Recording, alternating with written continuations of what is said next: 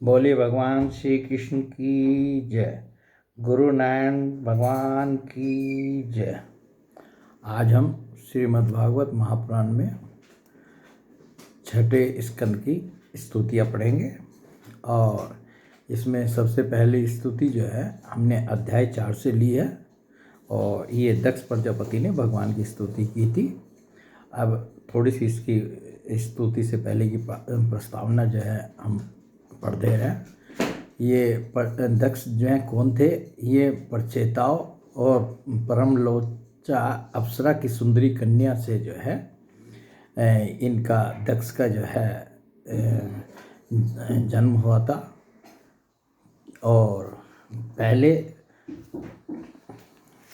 उन्हीं परचेताओं के द्वारा उस कन्या के गर्भ से प्राचेतस दक्ष की उत्पत्ति हुई। तो पहले दक्ष प्रजापति दक्ष ने जल, थल और आकाश में रहने वाले देवता, असुर एवं मनुष्य आदि प्रजा की सृष्टि अपने संकल्प से ही की। तो दक्ष ने जो ये इनकी देवता, असुर और मनुष्य आदि प्रजा की सृष्टि जो है अपने संकल्प से की थी। जब उन्होंने देखा कि वह सृष्टि बढ़ नहीं रही है तब उन्होंने विंध्याचल के निकटवर्ती पर्वतों पर जाकर बड़ी घोर तपस्या की। वहाँ एक अत्यंत श्रेष्ठ तीर्थ है, उसका नाम है घमरसन। वह सारे पापों को धो बहाता है। प्रजापति दक्ष उस तीर्थ में तेरकाल स्नान करते और तपस्या के द्वारा भगवान की आराधना करते। प्रजापति दक्ष ने इंद्रियातीत भगवान की हंस गुह्य नामक स्तोत्र से स्तुति की थी। तो ये जो आज हम स्तुति पढ़ रहे हैं ये जो है हंस गुह्य नामक स्तोत्र कहलाता है। उसी से भगवान उन पर प्रसन्न हुए थे। मैं तुम्हें वह स्तुति सुनाता हूँ। दक्ष प्रजापति ने इस प्रकार स्तुति की। भगवान, आपकी अनुभूति, आपकी चित्त शक्ति अमोघ है। आप जीव और प्रकृति से परे उनके नियंता और उन्हें सत्ता स्फूर्ति देने वाले हैं। जिन जीवों ने त्रिगुणमयी सृष्टि को ही वास्तविक सत्य समझ रखा है वे आपके स्वरूप का साक्षात्कार नहीं कर सके हैं, क्योंकि आप तक किसी भी प्रमाण की पहुंच नहीं है। आपकी कोई अवधि, कोई सीमा नहीं है। आप स्वयं प्रकाश और परात्पर हैं। मैं आपको नमस्कार करता हूँ। यूँ तो जीव और ईश्वर एक दूसरे के सखा हैं तथा इसी शरीर में इकट्ठे ही निवास करते हैं, परंतु जीव सर्वशक्तिमान आपके सख्य भाव को नहीं जानता। ठीक वैसे ही जैसे रूप, रस, गंध आदि विषय अपने प्रकाशित करने वाली नेत्र, घ्राण और आदि इंद्रिय वृत्तियों को नहीं जानते, क्योंकि आप जीव और जगत के दृष्टा हैं, दृश्य नहीं। महेश्वर, मैं आपके श्री चरणों में नमस्कार करता हूँ। देह, प्राण, इंद्रिय, अंतःकरण की वृत्तियाँ, पंच महाभूत और उनकी तन्मात्राएं, ये सब जड़ होने के कारण अपने को और अपने से अतिरिक्त को भी नहीं जानते, परंतु जीव इन सबको और इनके कारण सत्व, रज और तम इन तीनों गुणों को भी जानता है, परंतु वह भी दृश्य अथवा गेस रूप से आपको नहीं जान सकता, क्योंकि आप ही सबके ज्ञाता और अनंत हैं। इसलिए प्रभु, मैं तो केवल आपकी स्तुति करता हूँ। जब समाधि काल में प्रमाण, विकल्प और विपर्य रूप विविध ज्ञान और स्मरण शक्ति का लोप हो जाने से इस नाम रूपात्मक जगत का निरूपण करने वाला मन उपरत हो जाता है, उस समय बिना मन के भी केवल सच्चिदानंदमयी अपनी स्वरूप स्थिति के द्वारा आप प्रकाशित होते रहते हैं। प्रभु, आप शुद्ध हैं और शुद्ध हृदय मंदिर ही आपका निवास स्थान है। आपको मेरा नमस्कार है। जैसे याज्ञिक लोग काष्ठ में छिपे हुए अग्नि को समिधेनी नाम के 15 मंत्रों के द्वारा प्रकट करते हैं, वैसे ही ज्ञानी पुरुष अपनी 27 शक्तियों के भीतर गूढ़ भाव से छिपे हुए आपको अपनी शुद्ध बुद्धि के द्वारा हृदय में ही ढूंढ निकालते हैं।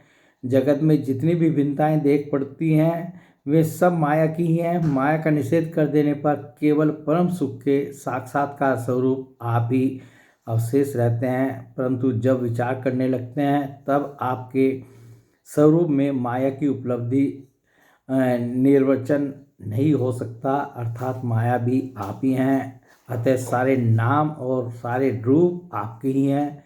प्रभु, आप मुझ पर प्रसन्न होइए, मुझे आत्म प्रसाद से पूर्ण कर दीजिए। प्रभु, जो कुछ वाणी से कहा जाता है अथवा जो कुछ मन बुद्धि और इंद्रियों से ग्रहण किया जाता है वह आपका स्वरूप नहीं है, क्योंकि वह तो गुण रूप है और आप गुणों की उत्पत्ति और प्रलय के अधिष्ठान हैं। आप में केवल उनकी प्रतीति मात्र है। भगवान, आप में ही यह सारा जगत स्थित है, आपसे ही निकला है और आपने और किसी के सहारे नहीं, अपने आप से ही इसका निर्माण किया है। यह आपका ही है और आपके लिए ही है। इसके रूप में बनने वाले भी आप हैं और बनाने वाले भी आप ही हैं। बनने बनाने की विधि भी आप ही हैं।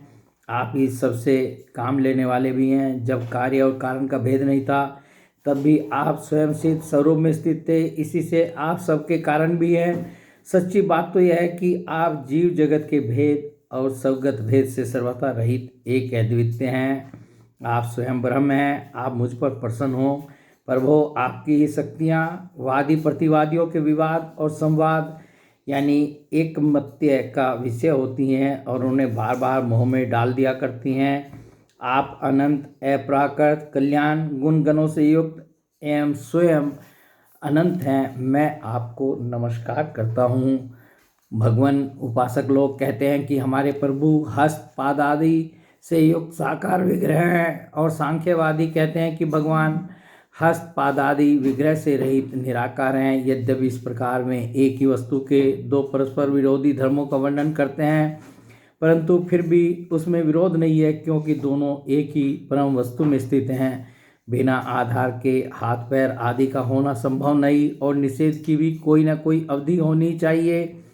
आप वही आधार और निषेध की अवधि हैं, इसलिए आप साकार निराकार दोनों से ही अविरुद्ध सम परब्रह्म हैं। प्रभो, आप अनंत हैं। आपका न तो कोई प्राकृत नाम है और न कोई प्राकृत रूप, फिर भी जो आपके चरण कमलों का भजन करते हैं उन पर अनुग्रह करने के लिए आप अनेकों रूपों में प्रकट होकर अनेकों लीलाएं करते हैं तथा उन रूपों एवं लीलाओं के अनुसार अनेकों नाम रूप धारण कर लेते हैं। परमात्मन, आप मुझ पर कृपा प्रसाद कीजिए। लोगों की उपासनाएं प्राय साधारण कोटि की होती हैं, अतः आप सबके हृदय में रहकर उनकी भावना के अनुसार भिन्न भिन्न देवताओं के रूप में प्रतीत होते रहते हैं। ठीक वैसे ही जैसे हवा गंध का आश्रय लेकर सुगंधित प्रतीत होती है परंतु वास्तव में सुगंधित नहीं है, ऐसे सबकी भावनाओं का अनुसरण करने वाले प्रभु मेरी अभिलाषा पूर्ण करें। तो इस प्रकार जो है ये जब उन्होंने दक्ष प्रजापति ने जो है भगवान की स्तुति की तो भगवान जो है उनके सामने प्रकट हुए और भक्तवत्सल भगवान उनके सामने प्रकट हुए। उस समय भगवान गरुड़ के कंधों पर चरण रखे हुए थे। यहाँ पर ये भगवान के सौंदर्य का वर्णन आ रहा है। विशाल एवं हस्तपुष्ट 8 भुजाएं थी, उनमें चक्र शंख तलवार ढाल बाण धनुष पास और गदा धारण किए हुए थे। वर्षाकालीन मेघ के समान श्यामल शरीर पर पीताम्बर फहरा रहा था। मुखमंडल प्रफुल्लित था, नेत्रों से प्रसाद की वर्षा हो रही थी, घुटनों तक वनमाला लटक रही थी, वक्षस्थल पर सुनहरी रेखा श्रीवत्स चिन्ह और गले में कौस्तुभ मणि जगमगा रही थी। बहुमूल्य किरीट कंगन मकराकृत कुंडल करधनी अंगूठी कड़े नुपुर और बाजूबंद अपने अपने स्थान पर सुशोभित थे। त्रिभुवनपति भगवान ने त्रैलोक्य विमान रूप धारण कर रखा था। नारद नंद सुनंद आदि पार्षद उनके चारों ओर खड़े थे। इंद्र आदि देवेश्वर गण स्तुति कर रहे थे तथा सिद्ध गंधर्व और चारण भगवान के गुणों का गान कर रहे थे। यह अत्यंत आश्चर्यमय और अलौकिक रूप देख दक्ष प्रजापति कुछ सहम गए। तो दक्ष प्रजापति ने जो है परीक्षित प्रजापति दक्ष अत्यंत नम्रता से झुककर भगवान के सामने खड़े हो गए। भगवान सबके हृदय की बात जानते ही हैं। उन्होंने दक्ष प्रजापति की भक्ति और प्रजावृद्धि की कामना देखकर उनसे योग कहा। तो अब भगवान क्या कहते हैं, जो दक्ष प्रजापति ने स्तुति की थी उसके बाद भगवान ने दर्शन दिया और भगवान जो है अब दक्ष प्रजापति को संबोधित करके कह रहे हैं।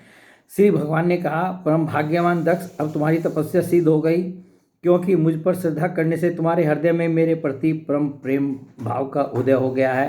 प्रजापति, तुमने इस विश्व की वृद्धि के लिए तपस्या की है, इसलिए मैं तुम पर प्रसन्न हूँ, क्योंकि यह मेरी ही इच्छा है कि जगत के समस्त प्राणी अभिवृद्ध और समृद्ध हों।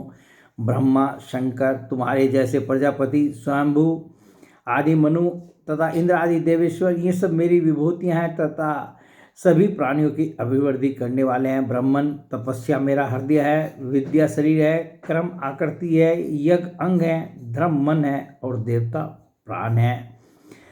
जब यह सृष्टि नहीं थी तब केवल मैं ही था, और वह भी निष्क्रिय रूप से। बाहर भीतर कहीं भी और कुछ न था, न तो कोई दृष्टा था और न दृश्य। मैं केवल ज्ञान स्वरूप और अव्यक्त था। ऐसा समझ लो मानो सब और सुसुप्ति ही सुसुप्ति छा रही हो।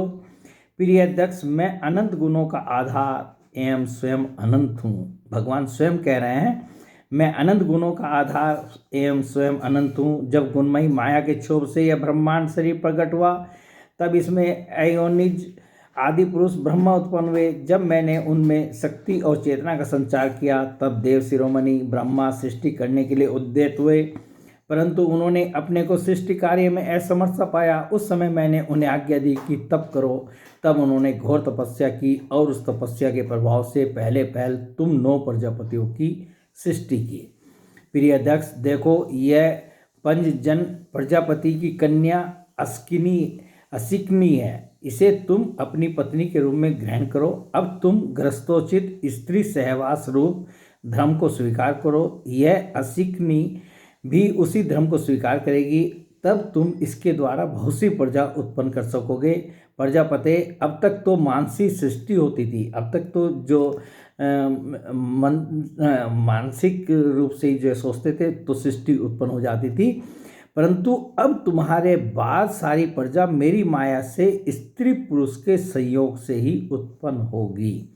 तो ये भगवान ने जो है उसके बाद से जो है जितनी भी सृष्टि हुई है वो स्त्री पुरुष के संयोग से ही हुई है, उत्पन्न होगी और मेरी सेवा में तत्पर रहेगी। तो इस प्रकार जो है भगवान हरि यह कहकर दक्ष के सामने अंतर्ध्यान हो गए। तो ये स्तुति जो है और ये अध्याय जो है हमारा पूर्ण होता है। बोलिए भगवान श्री कृष्ण की जय, गुरु नारायण भगवान की जय।